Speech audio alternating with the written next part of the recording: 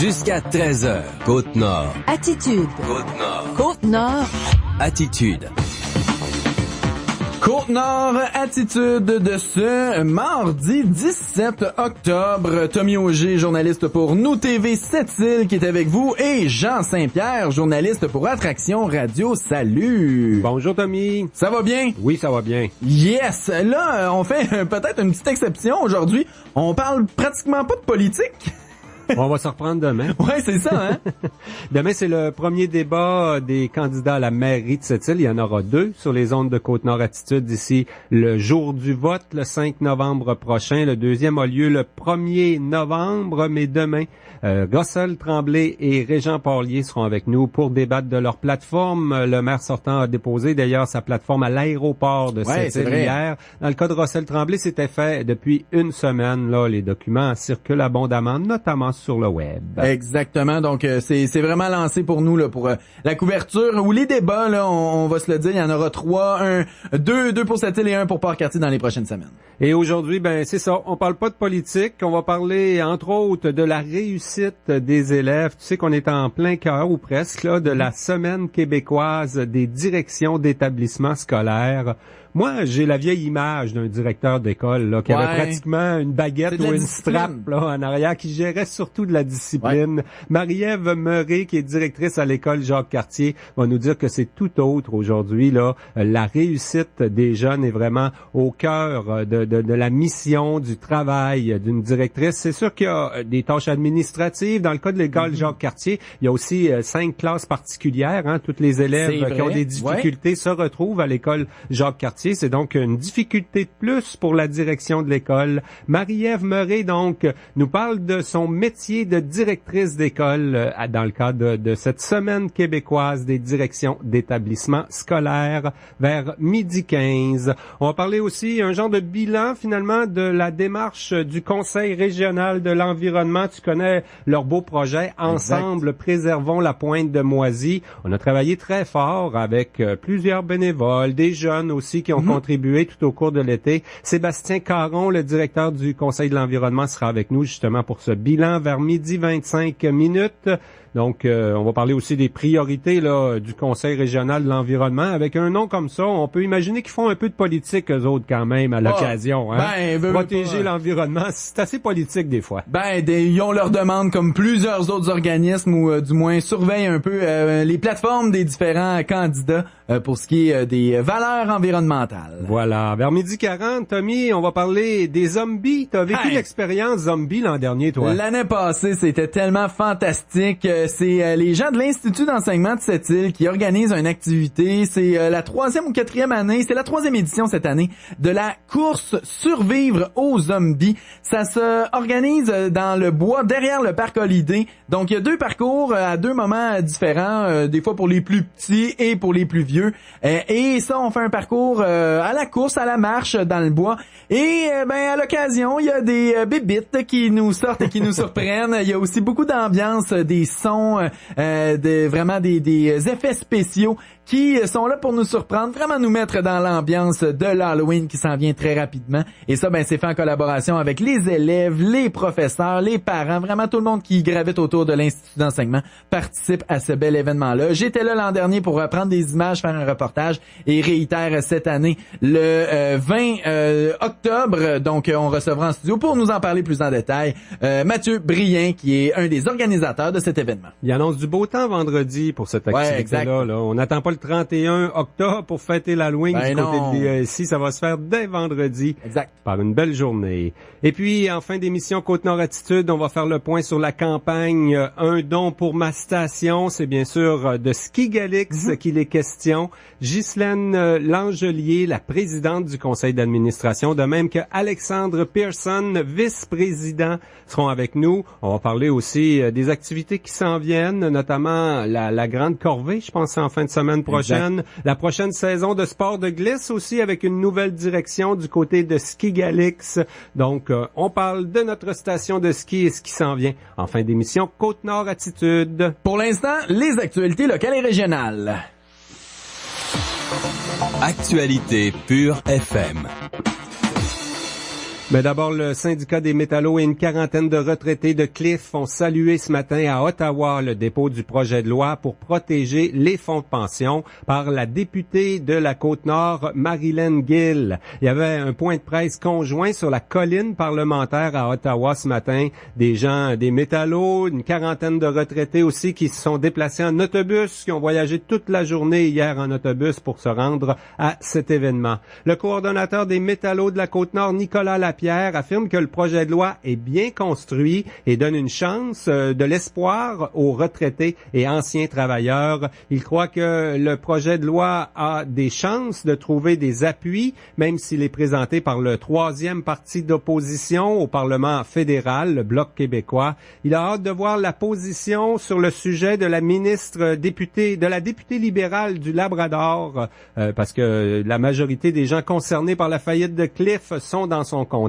Nicolas Lapierre condamne les lois actuelles qui entraînent une injustice pour les retraités lorsqu'une entreprise fait appel à la loi sur les faillites ou celle sur les arrangements avec les créanciers des compagnies. Il faut qu'on fasse une réflexion au Canada puis au Québec là-dessus, parce qu'un régime de retraite, c'est du salaire différé. Ça veut dire que quand on négocie une convention collective, on fait des choix. On met moins d'argent sur le salaire parce qu'on en met plus sur la retraite. Alors, les retraités sont en droit de s'attendre d'avoir ce qui leur est dû jusqu'à leur mort. C'est plus de 700 familles du Québec et du Labrador qui ont perdu de 21 à 40% de leur fonds de pension lorsque Cliff s'est placé sous la protection de la loi sur les faillites au Canada en 2015. Le conseil de bande de Ouachat-Macmagnotenam crée un secrétariat à la jeunesse. Il vise à développer le leadership des jeunes de la communauté Innu. Le conseiller Dave Volant est responsable du volet jeunesse pour le conseil ITUM. Il a annoncé ce matin qu'une somme de 50 000 $ par année sera réservée pour organiser un sommet et élaborer un plan d'action. Le nouveau secrétariat à la jeunesse s'inscrit dans une démarche d'espoir, affirme Dave Volant. Il souhaite une bonne participation des jeunes de moins de 30 ans. Actuellement, la population des moins de 30 ans est en croissance dans la communauté Innu. Ce groupe d'âge représente aujourd'hui 50% de la population. Les conseillers William Fontaine et Virginie Michel font aussi partie du comité responsable de l'implantation, du secrétariat et de l'organisation du Sommet des jeunes de Ouachat-Macmagnotenam. La Chambre de commerce de Sept-Îles poursuit sa démarche pour favoriser l'économie locale par la qualité des services à la clientèle. Des organismes économiques s'unissent à la Chambre pour offrir une formation sur la culture de l'expérience client pour favoriser l'achat local. Desjardins, Développement économique Sept-Îles, Emploi Québec et la Chambre de commerce invitent les commerçants à optimiser leurs pratiques en matière de service à la clientèle. La formation proposée en novembre au pavillon Alouette de l'UQAC à Sept-Îles s'inscrit dans le cadre d'une démarche amorcée au printemps avec la campagne Parlez-nous qui a permis de recueillir plusieurs commentaires de consommateurs settiliens. Selon le directeur général de la Chambre de commerce, Paul Lavoie, les gens de Sept-Îles sont prêts à acheter davantage localement à prix égal ou légèrement supérieur. La CSN Côte-Nord lance un message de prévention à tous ses membres dans le cadre de la Semaine nationale de la santé et de la sécurité au travail qui se poursuit jusqu'au 21 octobre. La centrale syndicale rappelle les statistiques inquiétantes de 2016 avec 6 décès sur des lieux de travail de la Côte-Nord et 137 au Québec. Il s'agit du pire bilan des 10 dernières années. La CSN croit qu'il faut identifier les risques et prévoir les dangers pour corriger les situations problématiques dans les milieux de travail. Le président régional de la CSN, Guillaume Tremblay, constate que la santé et la sécurité représentent un défi quotidien dans un monde de plus en plus compétitif où la productivité et la rentabilité sont devenues des obsessions. Ben voilà, ça complète ce bulletin d'information régionale. On reçoit Marie-Ève Meuret dans quelques instants dans le cadre de la semaine des directions d'établissements scolaires et les directrices à l'école primaire Jacques-Cartier au centre-ville de Sept-Îles. Attitude.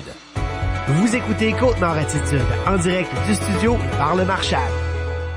Salut mec, ça te dérange pas si je prends ton petit savon là pour la douche? Excusez, là, vous êtes qui, là? Bah la bande de copains. La bande de copains? Mais qu'est-ce que vous faites chez moi? Bah écoute, on s'installe, hein. Après la cuite qu'on s'est tapée hier soir, tu nous as invités à crècher chez toi pendant un mois. Oh, c'est vraiment sympa, hein. Après tout, on se connaît même pas, hein. Non, on se connaît pas. Si vous ne vous souvenez plus de ce que vous avez fait la veille, Éducalcool vous rappelle que la modération a bien meilleur goût. Saviez-vous que la majorité des incendies mortels surviennent dans les résidences? Dans la plupart des cas, les pompiers ont constaté qu'il n'y avait pas d'avertisseur de fumée ou encore que celui-ci n'a pas fonctionné, souvent en raison d'une pile absente ou épuisée. Rappelez-vous qu'un avertisseur de fumée et une pile en bon état, c'est comme avoir chez soi un pompier qui surveille 24 heures sur 24. Aujourd'hui, pensez à changer la pile de votre avertisseur de fumée. Une invitation de votre service municipal de sécurité incendie et de votre station de radio locale. Jusqu'à 13h. Côte-Nord. Côte-Nord. Attitude. On est dans la semaine québécoise des directions d'établissements scolaires. C'est souligné par la Fédération québécoise des directions d'établissements d'enseignement. Et pour nous en parler, on reçoit la directrice de l'école primaire Jacques-Cartier à Sept-Îles, Marie-Ève Murray. Bonjour. Bonjour, Jean. Madame Murray, on va parler comment ça se passe là, de nos jours dans nos écoles à travers le rôle d'une directrice d'école. Toi, ça fait quand même quelques années. Tu as commencé comme enseignante en première année pour devenir directrice. Oui, en fait, j'ai enseigné pendant 12 ans à l'école où je suis directrice maintenant, donc en première année. C'est un concours de circonstances qui a fait que je me suis retrouvée à la direction parce que j'y aspirais pas nécessairement. C'est un rôle qui fait peur un peu, hein, même pour les gens du milieu. Donc, c'est sûr que c'était pas une aspiration, mais il est arrivé un concours de circonstances qui a fait que je remplaçais temporairement un intérim et j'y ai pris goût. Je pense qu'il faut mettre les pieds dedans, hein, finalement, pour y trouver son intérêt. C'est ce qui s'est passé avec moi, donc depuis 5 ans maintenant à la direction de l'école. C'est un cheminement qui ressemble à d'autres quand même. La plupart des directrices, c'est des anciennes enseignantes. On suit une formation supplémentaire pour passer de l'enseignement à la direction comme telle? Oui, en fait, il est obligatoire d'avoir été enseignante pour pouvoir être direction d'établissement. Et on a besoin effectivement d'un diplôme supplémentaire, donc diplôme d'études supérieures en enseignement, en administration scolaire, c'est-à-dire. Donc un diplôme que je suis en train de terminer qui comprend une dizaine de cours là, à obtenir, des crédits à obtenir pour avoir notre diplôme, notre attestation de direction. Et la semaine des directions d'établissements scolaires se déroule jusqu'au 20 octobre sous le thème « La réussite de tous les élèves, c'est investir dans la bonne direction ». Je trouve que c'est un bon thème. Moi, ma génération, on a comme l'image d'un directeur d'école le plus autoritaire qui gérait surtout de la discipline. Ça a évolué, hein. Il y a juste les vieux comme moi qui voient encore ça de même. Je me le fais dire vraiment souvent. En fait, à me regarder, j'ai rien de bien épeurant. Hein? Je pense que l'image du directeur. Je suis sûr qu'il n'y a pas de strap dans ton bureau, non? Non. C'est certain que les gens me le disent souvent. Là, je m'attendais pas nécessairement à ça comme direction. C'est sûr qu'on a une image d'autorité, mais je pense que l'autorité qu'on doit développer, c'est davantage une autorité bienveillante. C'est-à-dire qu'on est là pour accompagner nos élèves. On est un peu un motivateur, quelqu'un qui accompagne, qui outille, qui donne les moyens à une équipe aussi d'aider ces jeunes-là à réussir. Donc, une équipe d'enseignants, d'éducateurs, c'est un peu notre travail. Donc, on est là pour les accompagner. Oui, il y a de la discipline, c'est certain, ça fait partie d'eux, mais je pense que c'est une discipline qui doit s'exercer davantage sur l'accompagnement du jeune à développer son plein potentiel puis à croire en ses capacités aussi. Ça veut dire que vous les suivez tous, là. Finalement, toi, dans ton école, il y a à peu près 250 jeunes. T'accompagnes les 250. C'est sûr que tu connais pas chaque dossier personnellement, mais ceux qui ont le plus de besoins viennent te voir de temps en temps. En fait, tu serais surpris, Jean. 270 élèves, je les connais tous, oui, par leur prénom. Je connais bien les dossiers, les défis, les enjeux de chacun. C'est sûr que ça demande du temps. Ça demande aussi de sortir de son bureau. Hein. C'est un travail de terrain. On travaille avec des humains. Donc, il faut prendre le temps de les écouter, ces humains-là, de leur parler à leur famille aussi. Moi, c'est ce que je trouve intéressant dans un rôle de direction. C'est-à-dire que quand j'enseignais, j'avais un impact sur la vie d'un étudiant pendant 1 an, une fenêtre d'1 an sur sa vie. À la direction d'école, on travaille avec un élève et avec sa famille, mais surtout son parcours scolaire. Donc, on les voit évoluer. On est capable d'une année à l'autre de voir le chemin qu'ils ont parcouru, de les accompagner dans la persévérance, de découvrir avec eux leur passion aussi, parce que c'est ça l'école, hein, c'est un milieu de vie où on essaie de faire ressortir des passions pour que les élèves y trouvent leur compte, veulent y persévérer, puis qui en faire simplement des citoyens investis là, pour plus tard dans la société. Ça veut dire qu'une grosse partie de ton temps est vraiment consacrée à la réussite des élèves. Il doit y avoir un peu de tâches administratives, de gestion de personnel, les remplacements, tout ça aussi quand même. Là. Oui, ça c'est certain. L'administration prend une certaine place dans le rôle, la discipline aussi, mais d'être le leader de la pédagogie puis du développement de l'élève, dans toutes ses particularités aussi, que le parcours soit simple ou que le parcours soit plus difficile, je te dirais que c'est ce qui prend la plus grande partie d'une journée à la direction, puis c'est peut-être ce qui a changé aussi dans le rôle avec les années. Oui, peut-être encore plus quand on est directrice à Jacques-Cartier, parce qu'on a toute la clientèle particulière à Jacques-Cartier. Hein? Tu as 5 classes, c'est des cheminements particuliers, c'est tous les élèves handicapés, en difficulté d'adaptation et d'apprentissage de la ville qui se retrouvent dans ton école quand même. Oui, en fait, au niveau primaire, à Sept-Îles, quand un élève n'a plus a des besoins, disons, qui sont assez importants et que son parcours ne peut pas se poursuivre au régulier, bien qu'on souhaite que son parcours se poursuive au régulier le plus longtemps possible, quand ça s'avère impossible et qu'il a besoin d'un plus de services supplémentaires ou d'une expertise, je dirais, supplémentaire, parce que les enseignants d'adaptation scolaire ont développé une certaine expertise pour répondre à cette clientèle-là. Donc oui, les élèves se retrouvent alors à notre école. On les accueille d'un peu partout dans la ville avec des parcours qui sont pas souvent évidents. Hein. Souvent, ce sont des élèves qui arrivent, puis les difficultés, soit de comportement ou d'apprentissage, ont fait partie de leur quotidien depuis leur entrée à la maternelle. Donc l'image qu'ils ont d'eux, c'est pas nécessairement celle de la réussite. Puis les parents aussi, hein, c'est la crainte qu'ils ont. Est-ce que mon enfant va réussir puis va trouver son compte, va trouver sa place? Donc ça, c'est une grosse partie de mon travail, de notre travail à l'équipe à l'école Jacques-Cartier, d'être capable d'amener ces enfants-là sur le chemin de la réussite, leur donner confiance puis de les outiller pour qu'ils développent des bonnes stratégies d'apprentissage. Est-ce qu'il y a des secrets, des trucs pour la réussite de nos jeunes? Là, comme parents, on se pose toujours la question, on voudrait qu'il y ait les meilleures notes possibles. Je pense qu'il faut l'encourager puis rester proche de notre jeune. Hein? Oui, puis l'école, c'est un milieu de vie important. Hein? Le travail en collaboration avec les familles, de créer un lien d'attachement envers l'école pour l'enfant, mais aussi pour sa famille, un lien de confiance, ça c'est un essentiel. Puis une bonne équipe pour faire ça, on a la clé du succès. Je vous dirais qu'à l'école Jacques-Cartier, on est très gâtés. On a des gens qui travaillent avec passion, avec cœur, qui en ont vu d'autres aussi, puis qui ont beaucoup d'ouverture à accueillir l'enfant, quels que soient ses besoins. C'est peut-être ça, la clé. La question embêtante, Marie-Ève, en terminant, est-ce qu'on consacre suffisamment d'argent? Là, je voyais dans le communiqué de la semaine des directions d'établissements scolaires que vous gérez quand même de plus en plus. Vous avez des enveloppes, des sommes d'argent qui sont gérées par les directions pour les besoins spécifiques d'une école comme la tienne. Ça doit être important. Mais est-ce que on parle souvent avec les syndicats et tout ça de manque de ressources? Il y a Monsieur Lavoie qui est venu nous voir récemment là au niveau en dehors du ratio des enseignants, on a besoin d'orthopédagogues, de plein de choses. Est-ce qu'on consacre suffisamment d'argent à l'éducation là dans nos écoles ici? Écoutez, je pense que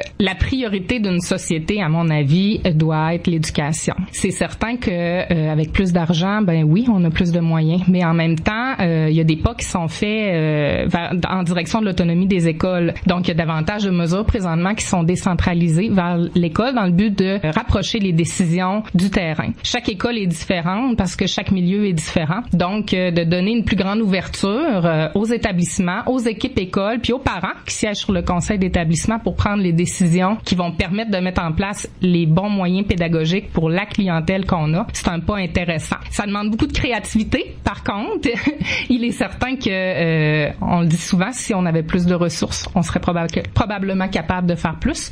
Mais je pense qu'on fait déjà beaucoup, juste par les idées sur le terrain, les gens qui portent aussi les projets éducatifs, la créativité des milieux. Ouais. Je pense qu'on a un pas dans la bonne direction. Est-ce qu'il y a des défis particuliers, le fait d'être en région un peu plus éloignée des grands centres, peut-être les particularités économiques, les cycles au cours des dernières années, là, on a vu des gens, des amis partir à l'école. Tout ça, ça affecte la motivation des jeunes? Oui, c'est certain que le contexte économique des dernières années a influencé un peu les décisions que nous avons eu à prendre dans les écoles. C'est certain qu'une région minière comme la nôtre, qui est en perte d'emploi, ça amène des problématiques au niveau des familles, des difficultés aussi. Puis ça paraît pour les enfants qui fréquentent nos écoles après. Donc c'est sûr qu'on s'ajuste aux besoins du milieu. On a des enjeux que peut-être ailleurs ils ont moins à répondre. Mais écoutez, je pense que de travailler avec les familles, c'est de cette façon-là qu'on arrive à trouver des solutions, puis à amener les élèves, malgré tout ce qu'ils peuvent vivre, malgré tout le bagage qu'ils portent, les amener vers la réussite. Eh bien, c'est toujours intéressant de parler comme ça, des moyens qu'on se donne pour la réussite de nos jeunes dans nos écoles. Marie-Ève Meuret, directrice de l'école primaire Jacques-Cartier à Sept-Îles. Merci beaucoup d'être venue nous parler dans le cadre de cette semaine des directions d'établissements scolaires. Merci Jean, puis j'en profite pour souhaiter une bonne semaine à tous mes collègues direction de la commission scolaire. Merci. Jusqu'à 13h. Côte-Nord. Côte-Nord. Attitude. Pure FM. 94.1. Attraction radio en direct. En direct du 648 Boulevard L'Or à la clinique d'optométrie Lémérillon. C'est un coup de cœur. À chaque fois que je rentre ici, je fais comme, mon Dieu que c'est beau, mon Dieu que le personnel est sympathique. Et en plus de ça, ben, il y a Gabriel, représentant Ray-Ban, qui est en ville aujourd'hui et demain. Il est arrivé avec une panoplie de nouvelles montures, de nouveautés. C'est vraiment des montures exceptionnelles, autant pour les lunettes de vision que les lunettes simplement solaires. Venez le rencontrer. Il a réponse à toutes vos questions. Il a le modèle qui vous convient. Et bien sûr, à la clinique d'optométrie Lémérillon, aujourd'hui et demain, vous pouvez arriver avec votre prescription. Vous pouvez aussi prendre rendez-vous. Je pense qu'il reste 2-3 places de disponibles, mais faites ça vite. Téléphonez au 960-2425 avant qu'il ne soit trop tard. Parce qu'aujourd'hui et demain, seulement, on vous offre jusqu'à 20% de rabais sur votre facture et vous courez donc la chance aussi de gagner une deuxième paire de lunettes complètes, peu importe les verres que vous allez choisir. On vous attend à la clinique d'optométrie Lémérillon. On vous attend pour vous offrir un nouveau look pour vraiment pas cher et pas mal cute à part de ça. Au 648 Boulevard L'Or, venez nous rencontrer. Une invitation du 94h. Pendant la liquidation totale, c'est le bonheur total chez vos concessionnaires Chrysler, Dodge, Jeep et Ram. Prenez la route à bord du Dodge Journey 2017 à partir de 19 995 $. C'est la meilleure offre de l'année sur le multisegment le plus polyvalent de sa catégorie. Ou obtenez jusqu'à 10 500 $ en rabais sur la Dodge Grand Caravan 2017, la mini-fourgonnette la plus vendue au pays depuis plus de 33 ans. Faites vite, la liquidation totale se termine le 31 octobre. Des conditions s'appliquent. Détails dans les journaux et chez vos concessionnaires Chrysler, Dodge, Jeep et Ram. Saviez-vous que même si la belle saison est terminée, votre voiture a toujours besoin de bien se faire traiter? L'hiver est dur sur votre véhicule et pour lui offrir la meilleure protection qui soit, faites confiance aux professionnels du Paradis de l'Auto. Pour son 30e anniversaire, le Paradis de l'Auto vous offre 30 $ de rabais sur le cirage ainsi que sur les traitements anti-rouille et ce, pour un temps limité. Préparez votre véhicule au hasard de l'hiver en prenant rendez-vous avec les spécialistes du Paradis de l'Auto à votre service depuis 30 ans. 490 Otis 968 1940. Définition de l'expression bien manger selon le petit encret d'illustré. Ah ben, le Pub Saint-Bernard. Venez découvrir la grande nouveauté à Port-Cartier de Pub Saint-Bernard. Une équipe dynamique, un menu avant-gardiste unique en ville, bière en fût, menu midi, diffusion de sports de toutes sortes et est-ce que j'ai parlé de la bière de microbrasserie? Non? Ben, on en a. Bien froide en plus. Réservez dès maintenant notre salle fermée pour vos parties des fêtes et venez découvrir la place la plus cool à Port-Cartier. Le Pub Saint-Bernard est enfin ouvert. 15 rue des Pins, 766-1204. Côte-Nord. Attitude. Et oui, c'est le retour de Côte-Nord Attitude, Jean Saint-Pierre. On parle de Moisy, qui est quand même là une partie très importante. Il y a des gens qui restent là, c'est une partie de notre histoire ici. Donc, c'est une des raisons pourquoi il faut garder cet endroit-là en pleine forme environnementale et écologique. Et il y a un projet d'envergure qui est réalisé par le Conseil régional de l'environnement de la Côte-Nord depuis un bon bout de temps et ça va se poursuivre encore l'an prochain. Ça s'appelle Ensemble, préservons la pointe de Moisy. On va parler aussi des priorités en environnement de ce Conseil régional avec le directeur Sébastien Caron. Bonjour. Bonjour.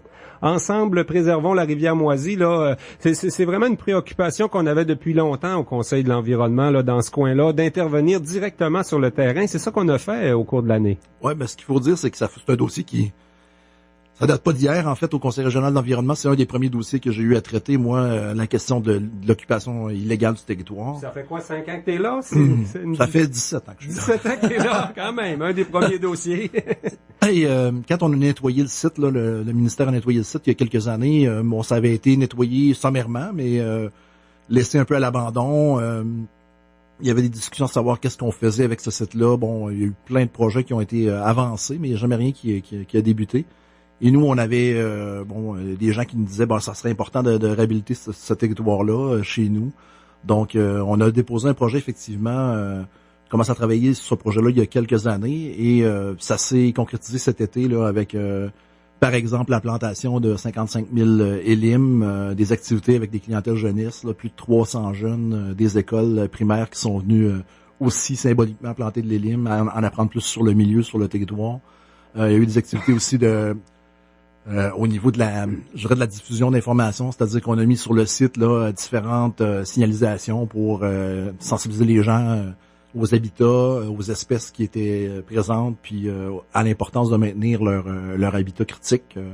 On pense à la sterne, par exemple, qui niche sur une partie de la pointe. Donc, comme je le disais, donc le gros du travail, ça a été de la plantation, parce qu'il y a énormément de circuits de VTT sur le site. Donc, c'est un milieu qui était quand même très fragmenté.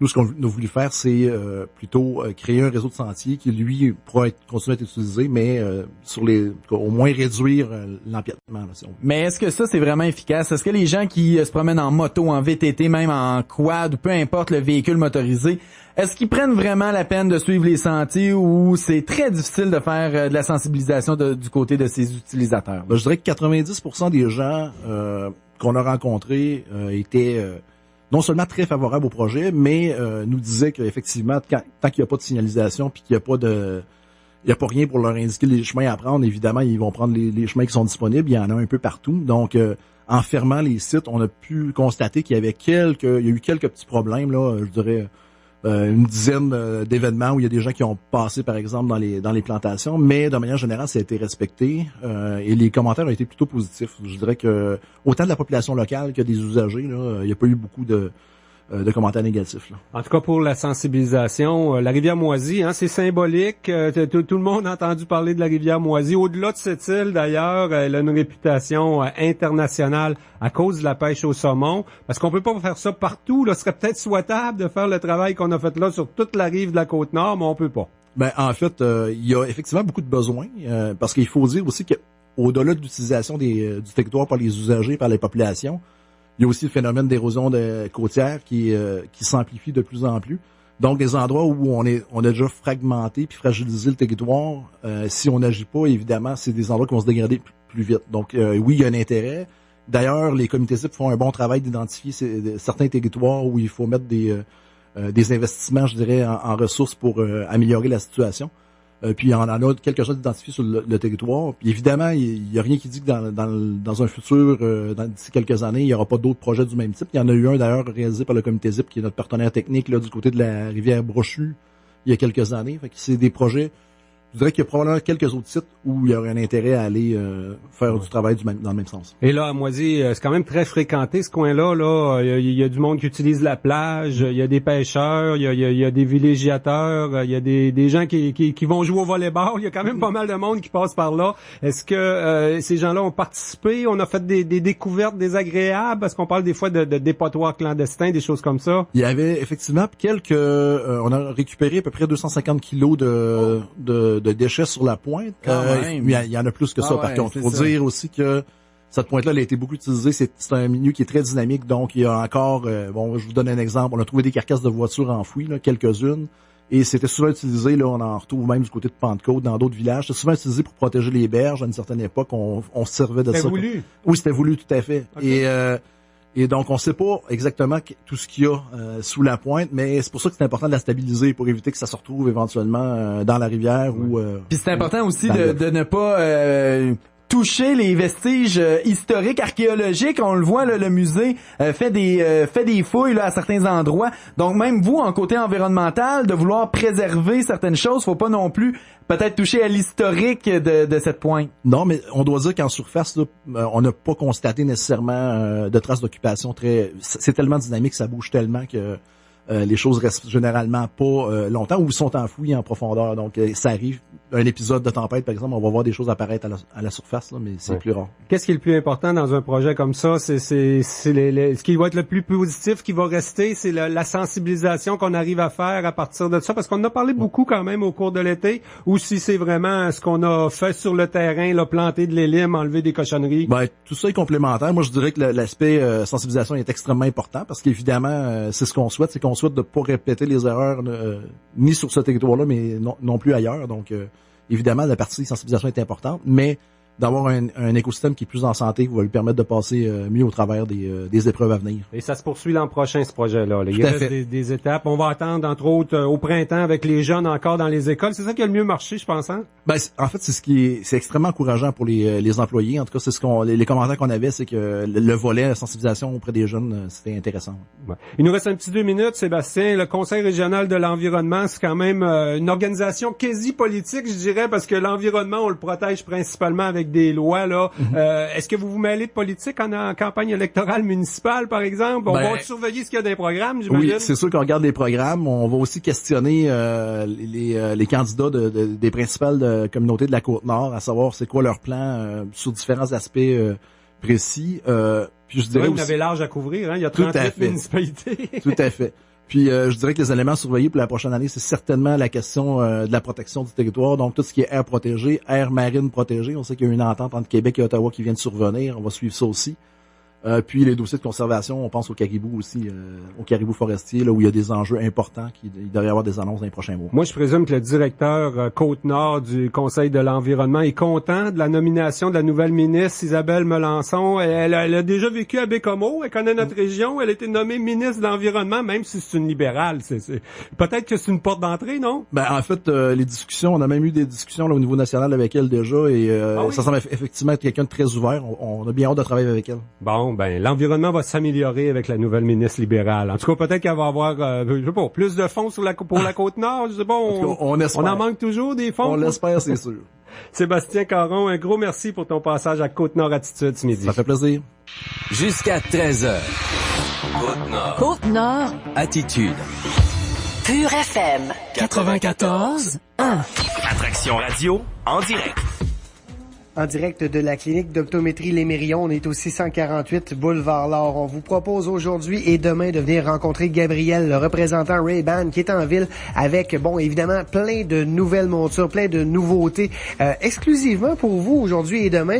En plus de ça, on vous offre de mettre la main sur un rabais de 5, 10, 15 ou 20% de rabais. Vous faites un achat, vous pétez une balloune et vous trouvez dans la balloune simplement un rabais de 5, 10, 15 ou 20%. Et vous pourriez aussi gagner une deuxième paire de lunettes complète, peu importe les verres que vous choisissez. Évidemment, vous pouvez arriver ici avec votre prescription en tout temps pour faire un achat, mais vous pouvez aussi prendre rendez-vous aujourd'hui et demain. Il reste encore quelques places de disponibles, mais je vous conseille de faire ça rapidement. 960-2425, c'est le numéro de téléphone pour prendre rendez-vous. Passez directement nous voir également.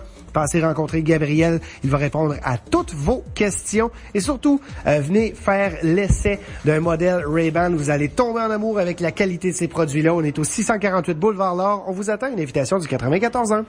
Salut, ici Nathalie Noël. Ce 22 octobre à 20h à la salle Jean-Marc Dion de Sept-Îles, je vous invite à venir assister au spectacle que je donnerai au profit de 2 de mes causes coup de cœur, soit la Fondation régionale de l'hôpital de Sept-Îles et Centraide du Plessis. 5 musiciens et 4 choristes seront à mes côtés pour vous faire revivre les plus grands succès de vos artistes préférés d'hier à aujourd'hui.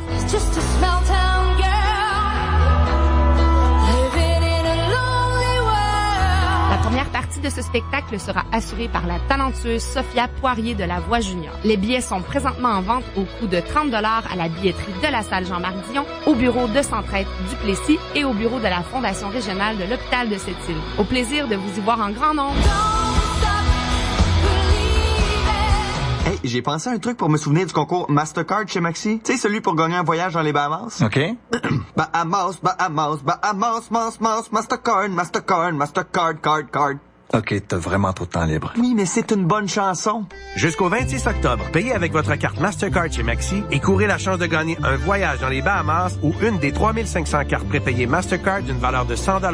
Doublez vos chances de gagner avec la carte Mastercard Service financier, le choix du président. Aucun achat requis, détail en ligne ou en magasin. Voici l'éco-capsule de la MRC de Cette-Rivière. Savez-vous qu'à Port-Cartier et à Sept-Îles, nous devons tous réduire de 25% la quantité de déchets que nous envoyons aux ordures d'ici 2020? C'est donc donc une poubelle sur 4 à la maison et au travail que nous devons détourner de l'enfouissement. Pour y arriver, commencez par maximiser le recyclage. Les matières déposées dans nos bacs bleus sont de bonne qualité sur notre territoire, mais les analyses démontrent que l'on ne recycle vraiment pas assez. Alors, en plus de mettre votre papier et vos boîtes de carton dans le bac bleu, recyclez tous les contenants en plastique, les produits en verre et ceux en métal.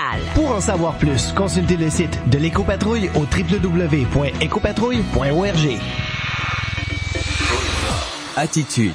Jean, le 20 octobre prochain aura lieu une activité dans la forêt là, derrière le parc Holiday que moi j'ai eu, mais du fun, ça a pas eu de bon sens. Je m'attendais déjà en partant, là, on va en parler tout de suite, je vais l'introduire. Mathieu Brien de l'Institut d'enseignement de Sept-Îles, salut. Salut.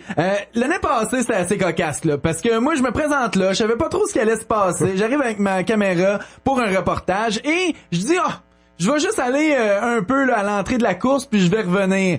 Finalement, je suis pas revenu, hein? Pas revenu. T'as fait le trajet au complet, le 4,5 km complet, et t'es revenu quasiment, ça a pris pas loin d'une heure, je pense, avec les... Ben, le temps d'arrêter à certains endroits, prendre des images, faire des petites entrevues sur le fly aussi, parce que faut le dire, la course survivre aux zombies, dès qu'on part, on se laisse vraiment emporter dans l'atmosphère. C'est ça que vous voulez faire, là. Exactement. C'est une immersion, en fait, là, dans un environnement un peu apocalyptique. Là, les gens qui auraient aucune idée de quoi on parle, c'est quoi cette fameuse activité survivre aux zombies? C'est une course de 2,5 km de jour ou de 4,5 km de soir, le principe est simple. On a 3 vies attachées à la ceinture. C'est une ceinture de flag football.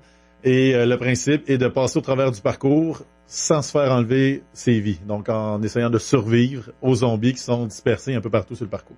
Et là, c'est adapté à tout le monde, là. Comme tu disais, il y a deux périodes dans la journée où il y aura des départs. Donc, pour les gens là qui ont des plus jeunes enfants et qui veulent prendre ça plus à la lueur du soleil ou durant la journée, on peut y aller un peu plus smooth et on peut avoir une expérience en soirée, disons, un peu plus spécial. Oui, vraiment. Le gros de notre énergie est mis beaucoup dans la course de soir, avec sonorisation SC, avec Sylvain qui met 1,5 km d'éclairage de son, machine à boucan, avec des bruits assez particuliers. Ouais. Et donc, il y a beaucoup d'énergie qui sont là. On a beaucoup plus de zombies pour cette course-là. Tandis que le 2.5, c'est un petit peu plus familial. C'est ça. Les plus jeunes aussi. Là. C'est pour donner un accès aux jeunes du primaire. Exactement. On parle d'un 9 à 12 ans peut-être pour celle de jour, accompagné d'un adulte. En général, les jeunes le terminent tous. C'est arrivé un ou deux là qu'on doit ramener parce que le jeune a peur un petit peu, mais le principe, ça reste un événement de peur. Hein? On est dans le cadre de l'Halloween, donc ça reste un événement de peur à la base, parce que j'ai plusieurs commentaires de parents qui m'écrivent « Est-ce que mon jeune de 6-7 ans est bon pour ça? » Ça reste le parent qui connaît le mieux son enfant. Moi, je donne les grandes lignes. Ça reste une course de peur. Les zombies sont un petit peu plus mollo, en guillemets. C'est ça. Sont moins intenses. Parce qu'il y a des enfants de 6-7 ans qui consomment des films d'horreur à profusion, et il y a des adultes un peu comme moi qui, les films d'horreur, on repassera, hein, on a d'autres. Chacun a sa tolérance là-dedans. Je l'organise, mais je la courrais pas. Ouais, c'est ça.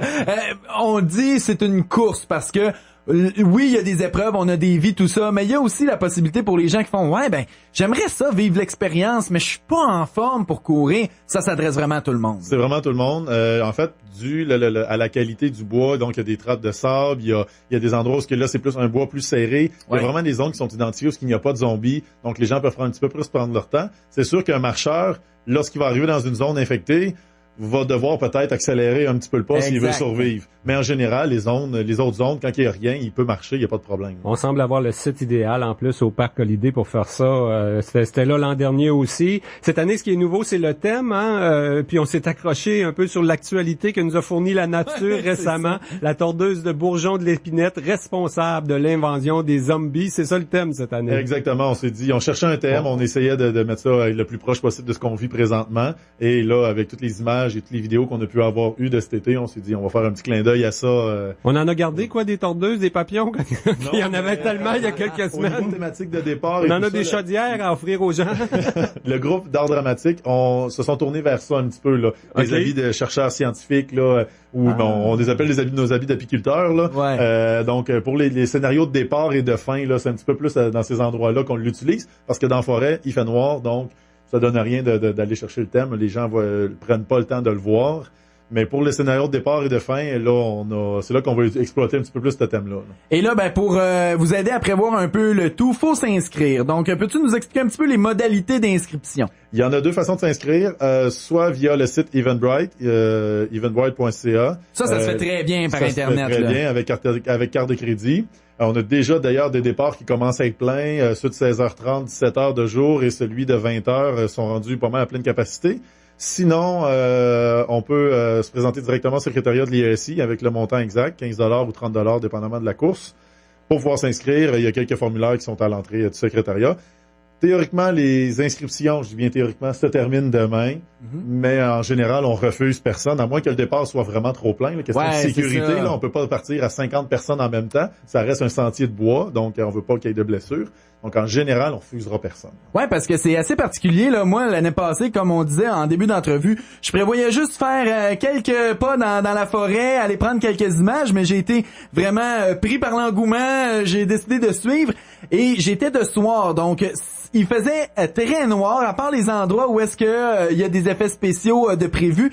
On invite peut-être les gens à se traîner des lampes frontales. Ça, c'est une bonne idée, hein? En fait, elle est obligatoire, la lampe frontale. Voilà. Cette année, on va en avoir quelques-unes pour dépanner les gens à faible coût. Mais l'année passée, on a été conciliant pour certaines personnes qui avaient des iPhones et qui couraient avec. Et là, cette année, il est arrivé quelques petits problèmes. Rien de grave, aucun problème. Mais une personne qui l'a échappé, la batterie a lâché, il se ramassait sans lumière et... Pour ceux qui ont jamais essayé, il fait noir dans le bois. Oui.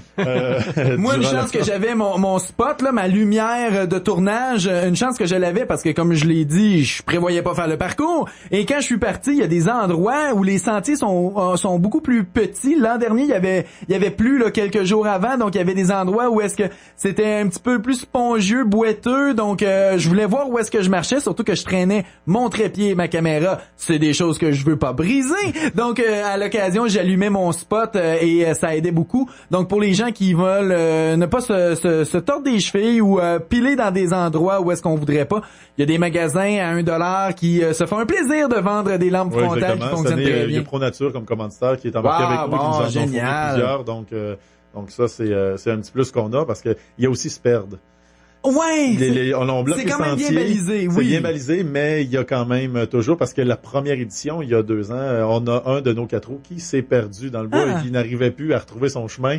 Parce qu'il a juste pas tourné à la bonne place, une barrière qui avait été tassée. Au moins le 4 roues, lui, c'est pas pire. Il y a une lumière, mais il a pris un bon bout de temps avant que ça sorte. Et c'est moins fatigant de tourner un peu en rond qu'à pied. Donc on le rappelle, c'est l'événement course survivre aux zombies organisé par l'Institut d'enseignement de Sept-Îles. Ça a lieu le vendredi 20 octobre au Parc Holiday. Donc dans le bois derrière le Parc Holiday. Il y a 2 courses, une course de jour et une course de nuit. Est-ce qu'il y a une page web, une page Facebook où est-ce qu'on peut aller? Il y a facebook.com/zombie SI. Donc, puis pour les gens là, sur la page Facebook aussi, je pense de l'IASI, vous aviez partagé mon reportage que j'ai fait l'an dernier, qui va pouvoir donner l'occasion aux gens là de visionner ce que j'ai fait l'an dernier. Donc, ça pourra donner une petite idée de l'atmosphère à laquelle les gens auront le droit durant cette super événement. Et pour l'IASI, c'est une des belles activités de l'année maintenant. Il y a de quoi ça va revenir, ça va devenir une tradition. Quoi. C'est ça qu'on voit. Est-ce que l'équipe va rester la même l'année prochaine pour l'organiser? On va voir. On va peut-être regarder aussi des fois parce qu'on a déjà fait une grosse maison hantée aussi qui avait beaucoup fonctionné. Ouais. Donc, on se demandait est-ce qu'on a de la demande pour le retour de cette activité-là aussi. Donc, une fois que cette édition-là va être passée, on va s'asseoir et on va regarder comment est-ce qu'on projette, est-ce qu'on fait une année sur 2 et tout. On veut pas que les gens se tannent non plus. Donc Moi, j'ai toujours trouvé que l'Halloween, c'était une belle fête pour les familles et les enfants. Là, dans le cas de l'IASI, c'est plus pour les ados parce que j'imagine qu'à partir à 8 ans et moins, là, on va pas là. Ben, de jour, oui, de soir, je le recommande. Ouais, c'est ça, exactement. Donc, allez-y, courir pour survivre aux zombies, course de l'Institut d'enseignement de Sept-Îles, le 20 octobre au Parc Holiday. Mathieu Brien, merci beaucoup. Merci à vous. Côte-Nord. Attitude. Pure FM 94.1. Attraction radio en direct.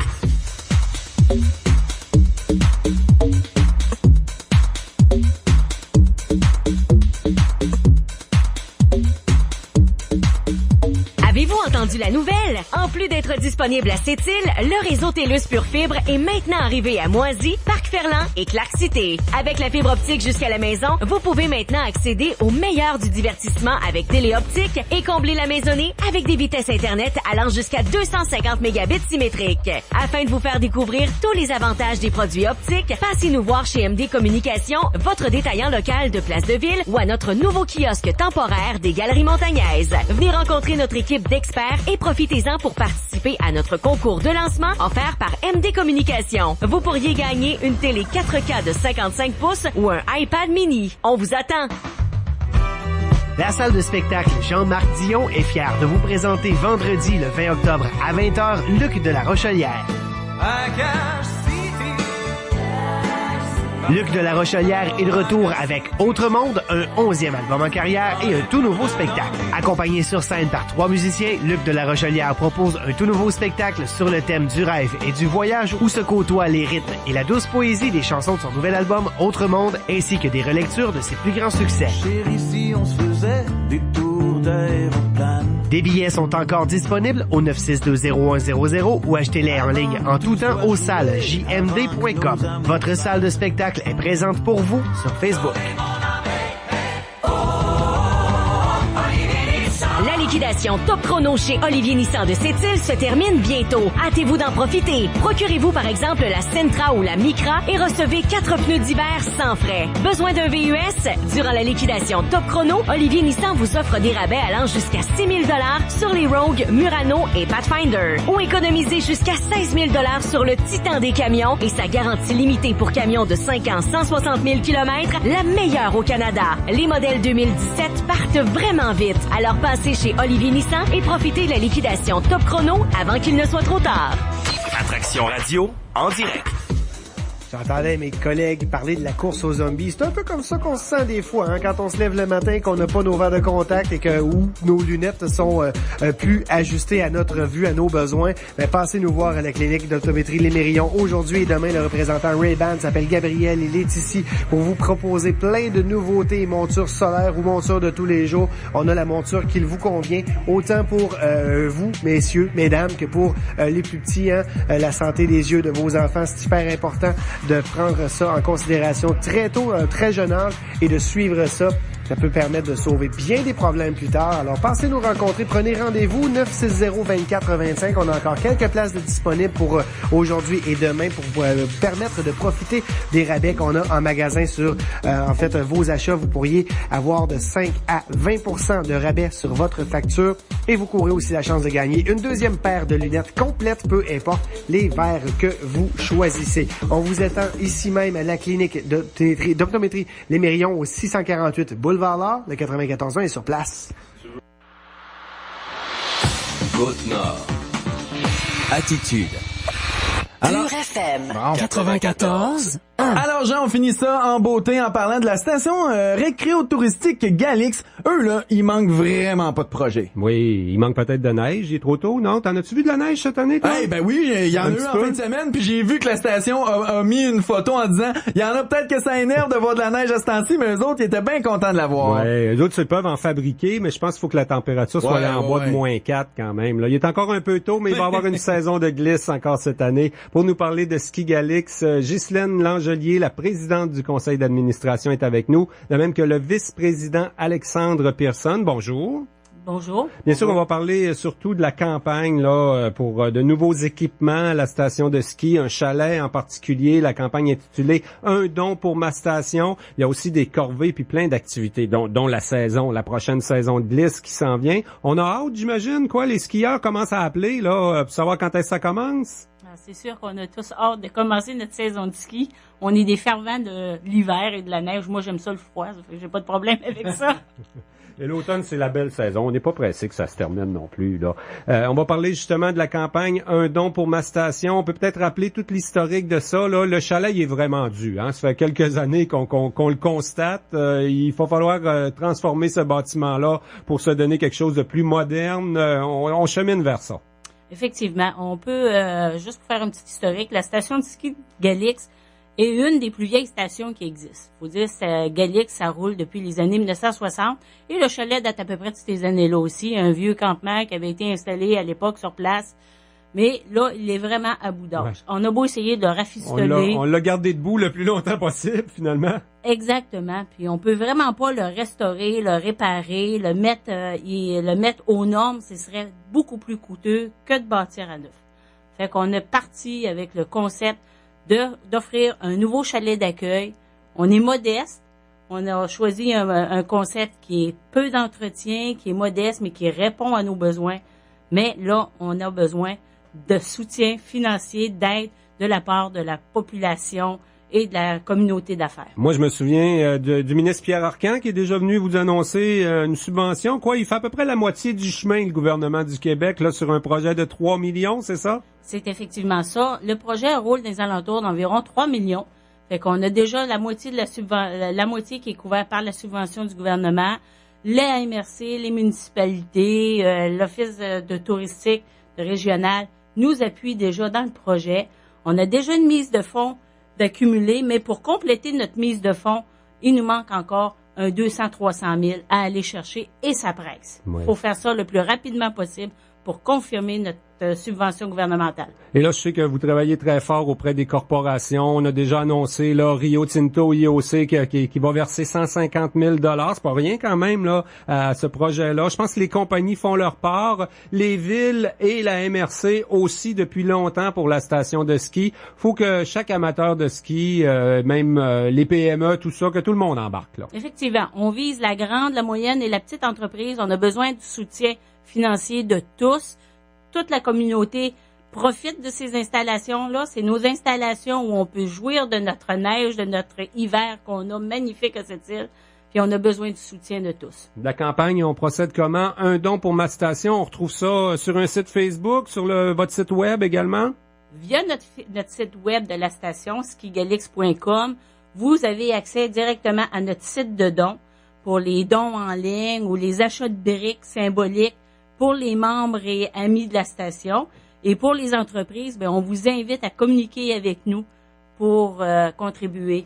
C'est pas tout de savoir que c'est important d'avoir des infrastructures comme ça dans une région comme cette île, d'en profiter pendant l'hiver, d'être membre. Là, faut faire un petit effort supplémentaire. Je pense qu'il y a d'autres équipements aussi qu'on va moderniser autour de ça. Le projet, c'est pas juste le chalet, je pense, hein? Là, c'est sûr qu'on va avoir des grosses décisions à prendre. Là. Au départ, le projet a été présenté là avec, c'est sûr, le tapis magique. Le tapis magique, ça représente des coûts. Donc, c'est sûr qu'on va avoir des décisions à prendre par rapport à ça. Mais le tapis, c'est pour les montées pour les pistes familiales, les pistes pour les enfants. Oui, exactement. Okay. Ça a toujours fait partie du projet de chalet. Sauf que c'est sûr que là, on est en train de regarder peut-être un petit repositionnement par rapport à tout ça. C'est sûr que ça va faire partie des sujets dont on va parler là, dans nos prochaines rencontres là, à lesquelles on a convié les utilisateurs de la station. À suivre, en tout cas, on peut avoir l'information sur le web. En terminant, il y a des activités qui s'en viennent, notamment une corvée cette fin de semaine. Là, faut quand même les préparer, les pistes, avant qu'il y ait trop de neige dessus. Exactement. Donc, le 21 octobre prochain, qui est en fin de semaine, on a une corvée pour les sentiers, dans le fond, de raquettes de la station. Puis, on a aussi une autre corvée le 28 octobre, qui, elle, est vraiment là pour les pentes ainsi que le secteur hors-piste. Ouais, dans le fond, les skis puis les planches. D'habitude, on sort ça, un petit peu avant les fêtes, hein? Nos meilleures dates, c'est autour du 15 décembre. Les pires dates, c'est après Noël. Ouais, exactement. Quand on est optimiste, là, on est capable de skier début décembre, là. Sinon, ça va pas mal au fêtes. Ah oui, début décembre, quand même. Restons optimistes. Et là, il y a des séances d'information, pour justement le projet de chalet. Là, ça s'en vient. Une à Port-Cartier, une à Sept-Îles, c'est ça? Peut-être rappeler les dates et les endroits? Effectivement, lundi, le 23 octobre, on va être à Port-Cartier à 19h30 au centre éducatif Labrie. En plein ça. Yeah! Merci. Puis le 25, mercredi, on va être ici à cette île au petit théâtre du centre sociaux. On invite toute la population à venir nous rencontrer. On va vous expliquer puis vous mettre à jour où ce qu'on est rendu présentement pour le chalet. Puis on peut pas dire qu'ils profitent de la campagne électorale pour mousser leur projet parce que l'appui des villes de Sept-Îles et Port-Cartier, ils l'ont déjà depuis longtemps. Le dossier n'est plus politique à ce moment-ci. Peu importe qui seront les élus, on contribuera de manière importante quand même dans ce projet qui est quand même là, un beau projet là, pour les deux municipalités de la MRC de Cette-Rivière. Eh bien, Ghislaine Langelier, présidente du conseil Ghislaine Langelier, présidente du conseil d'administration de Skigalix et Alexandre Pearson, un gros merci pour votre présence à notre émission. Merci. Bienvenue.